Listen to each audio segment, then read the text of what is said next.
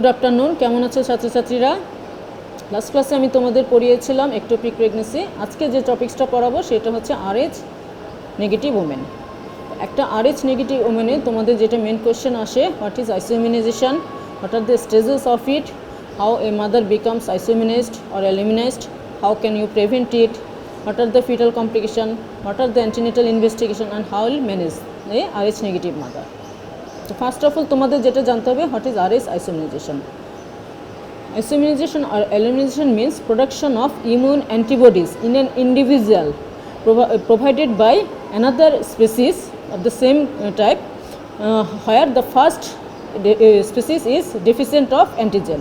তার মানে একটা মা যদি RH নেগেটিভ হয় এবং সে যদি একটা RH পজিটিভ বেবি ক্যারি করে, তো সেই ফিটাসে তো একটা RH অ্যান্টিবডি থাকে। সেই অ্যান্টিবডি প্লাসেন্টা ক্রস করে মায়ের শরীরে ঢুকে যে অ্যান্টিবডি তৈরি করে, সেটাই হচ্ছে এই RH আইসোইমিউনাইজেশন। তার মানে হচ্ছে কি, production of immune antibodies in an individual in presence of antigen for other patients, যেমন তার বেবিটার কথা বলছি। তো সেক্ষেত্রে lacks the antigen in the mother. বুঝেছো তোমরা? তো ঠিক আছে, তারপর হচ্ছে আমরা বলবো মেকানিজম বা স্টেজেস কীভাবে হচ্ছে। ফার্স্ট হচ্ছে এটার আইসোইমিউনাইজেশন হচ্ছে, দেন ইমিউনাইজেশন হচ্ছে, সেন্সিটাইজেশন হচ্ছে, দেন হচ্ছে ইমিউনাইজেশন হচ্ছে। এই সেন্সিটাইজেশনটা হতে কীভাবে হয়? ইউজুয়ালি সেন্সিটাইজেশন হতে 6 মান্থ লাগে। কারণ কেন, দেখো তোমরা, একটা RH নেগেটিভ মাদার, তার বডিতে কোনো অ্যান্টিজেন নেই, বাট সে যদি একটা RH পজিটিভ বেবি ক্যারি করে, তো বেবির শরীরে সাধারণত পজিটিভ অ্যান্টিবডি আছে। সেই অ্যান্টিবডিটা বাচ্চার শরীর থেকে মায়ের বডিতে প্লাসেন্টা দিয়ে ক্রস করবে। এটা হতে এই সময়ের মা সেন্সিটাইজ হয়, এই হতে 6 মাস সময় লেগে যায়, যার জন্য সেন্সিটাইজেশন হচ্ছে। এবং ফার্স্ট বেবিটা ইউজুয়ালি আনএফেক্টেড থাকছে। সেকেন্ড বেবি যখন তার হচ্ছে পজিটিভ, তো সেই সেকেন্ড বেবির অ্যান্টিবডি যখন মায়ের শরীরে যায়, অলরেডি সে সেন্সিটাইজ, তখন এর অ্যাগেনস্টে অ্যান্টিবডি তৈরি হয়। এটি হচ্ছে ইমিউনাইজেশন। তাহলে ফার্স্ট হচ্ছে সেন্সিটাইজেশন, সেকেন্ড হচ্ছে ইমিউনাইজেশন। তো এই ক্ষেত্রে একটা কোশ্চেন আসে তোমাদের, যেমন ফার্স্ট বেবি ইউজুয়ালি কেন আনএফেক্টেড থাকে? তাহলে বুঝতে পেরেছো কেন আনএফেক্টেড থাকে? যেহেতু একটা অ্যান্টিজেন বাচ্চার শরীর থেকে মায়ের শরীরে যেতে সময় লাগছে প্রায় 6 মান্থ, এবং তার অ্যাগেনস্টে অ্যান্টিবডি বা সেন্সিটাইজেশন হতে 6 মাস লেগে যাচ্ছে, তাহলে তার মধ্যে তো ফার্স্ট বেবিটা ডেলিভারি হয়ে যাচ্ছে, যার জন্য সে ইমিউন থেকে যাচ্ছে। সে ইজিলি আনএফেক্টেড থেকে যাচ্ছে। ক্লিয়ার? এছাড়া ইনসাফিসিয়েন্ট প্লাসেন্টাল ট্রান্সফারের জন্য হতে পারে ABO incompatibility, inborn inability of the responder. এই কারণে এগুলোতে সবাই এফেক্টেড হয় না, কেউ কেউ এসকেপ হয়ে যায়। কীভাবে হয় সেটা আমি তোমাদের বললাম। আচ্ছা, এখন তোমাদের কোশ্চেন আসে, what are the complications of RH isoimmunisation or eliminisation. তো ইউজুয়ালি ফার্স্ট কমপ্লিকেশন বা মাইনর কমপ্লিকেশন যেটা, সেটা হচ্ছে congenital anaemia of newborn. Then আরেকটু যদি বাড়ে বা এফেক্টেড হয়, ইকটেরাস গ্র্যাভিড নিউনেটারাম হতে পারে। এবং মোস্ট গ্র্যাভিয়াস কমপ্লিকেশন যেটা, গ্রিভিয়াস, বাচ্চা একদম খারাপ হয়ে যায়, সেটা হচ্ছে হাইড্রোপস ফিটালিস। এখানে একটা পিকচার দেখো তোমরা, হাইড্রোপস ফিটালিসের একটা বেবি। Is it preventable? এটা কি প্রিভেন্ট করা যেতে পারে? কিছু কিছু ক্ষেত্রে প্রিভেন্ট করা যায়। কিভাবে? আমরা সাধারণত 3টা মেজার নিলে প্রিভেন্ট করা যেতে পারে। একটা হচ্ছে to prevent active immunisation, to prevent or minimise the fetomaternal bleed, আরেকটা হচ্ছে to avoid mismatched blood transmission.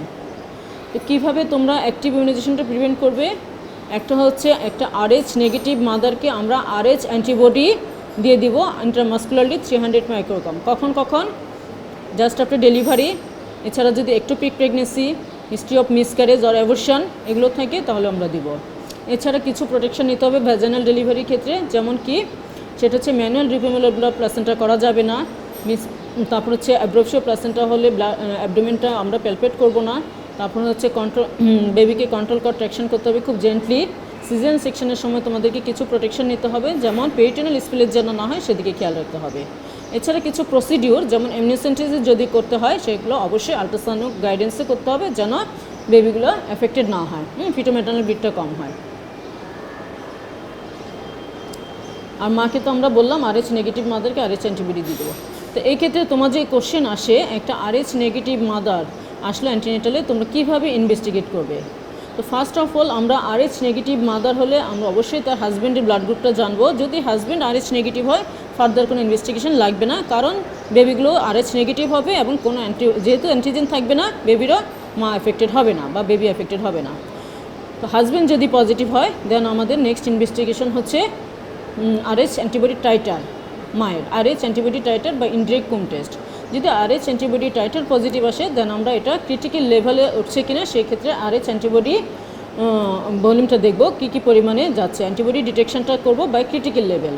এটা আমরা কিভাবে করব, একটা প্রাইমারি পেশেন্ট যদি হয় সে 12 উইক্সে করব, দেন আমরা মান্থলি করব 24 উইক্স পর্যন্ত, দেন 24 উইক্সে ফার্স্টে আমরা 12 উইক্সে করব, দেন 24 উইক্সে, দেন 28 উইক্স, দেন মান্থলি। আর যদি প্যারাস হয় অথবা মাল্টিগ্রেভিড পেশেন্ট হয় অ্যাট ফার্স্ট 12 উইক্সে করব, দেন আমরা মান্থলি করতে থাকবো টিল ডেট। আর এখন যদি এই পেশেন্টগুলো ক্রিটিক্যাল লেভেল ক্রস করে যায় সেই ক্ষেত্রে ফিটাল অ্যাফেকশন দেখার জন্য আমরা ডপলার আলট্রাসোনোগ্রাফি অথবা এমনিওসেন্টেসিস করে করে বেবিগুলোকে ফলো আপ করবো। আচ্ছা, এখন ম্যানেজমেন্টে কী হবে? ম্যানেজমেন্ট প্রোটোকল হচ্ছে বাচ্চা যদি এই পেশেন্টগুলো ডিল করতে হবে অবশ্যই এমন একটা সেন্টারে যেখানে তোমাদের সবখানে RH এক্সচেঞ্জ ট্রান্সমিশনের ফেসিলিটিস আছে এবং এই ক্রিটিক্যাল মাদারকে নিয়ে হ্যান্ডেল করার সব এক্সপিরিয়েন্স আছে। এই ক্ষেত্রে যদি মাইল্ড অ্যাফেকশন অথবা আনএফেক্টেড থাকে, RH negative, just antibody titre negative টেটিভিড থাকে, বাট এটা ক্রিটিক্যাল লেভেল না, আমরা টিল ডেট পর্যন্ত যাব, কিন্তু RH নেগেটিভ মাদারে কখনো ডেট এডিটি ওভারকাম করা যাবে না, এডিটি পর্যন্ত যাব। আর যদি দেখি আমরা ডপলারে মাইল্ড অ্যাফেকশন আছে তাহলে আমরা 37 পর্যন্ত যাব। আর যদি ডপলারে অথবা এমনিওসেন্টেসিসে এটা লিলির জোনে আসে এবং ডপলার আলট্রাসাউন্ডে বাচ্চা মিডিয়াম অ্যাফেকশন থাকে তাহলে 34 পর্যন্ত আমরা যাব, তার ডেক্সামিথেসন ডোজ কমপ্লিট করে ডেলিভারি করতে হবে। আর যদি ক্রিটিক্যাল লেভেল ক্রস করে যায় এবং ফিটাল অ্যাফেকশন খুব বেশি হয়, লিলির জোন 3 আসে, তাহলে আমরা 32 পর্যন্ত যাব এবং এটা অবশ্যই ডেক্সামিথেসন ডোজ কমপ্লিট করে এক্সচেঞ্জ ট্রান্সমিশনের ফ্যাসিলিটিস নিয়ে ডেলিভারি করে ফেলতে হবে। তো এই বেগুলো ডেলিভারি মোড অফ ডেলিভারি হবে অবস্টেট্রিক গ্রাউন্ডে যেটা, বাট আর্লি যেহেতু 30 থেকে 32 থেকে 34-এ আমার সার্ভিক্স আন্ডার থেকে সেক্ষেত্রে সিজার সেকশন একটা অপশন। খেয়াল রাখতে হবে এই বাচ্চাগুলো ডেলিভারির সময় কী করতে হবে। একটা হচ্ছে অবশ্যই কর্ড ব্লাড পাঠাতে হবে, কর্ডটা একটু লং রাখতে হবে এবং এক্সচেঞ্জ ট্রান্সমিশনের জন্য ফ্যাসিলিটিস থাকে। এবং কর্ড ব্লাডের জন্য বাচ্চার কী পাঠাবা, একটা হচ্ছে যে বাচ্চার blood grouping, RH typing, haemoglobin, serum bilirubin আর কোম টেস্ট, এগুলো করে পাঠাতে হবে। তো মোটামুটি এটুকু জানলেই তোমাদের হবে। থ্যাংক ইউ, দেখা হবে নেক্সট ক্লাসে।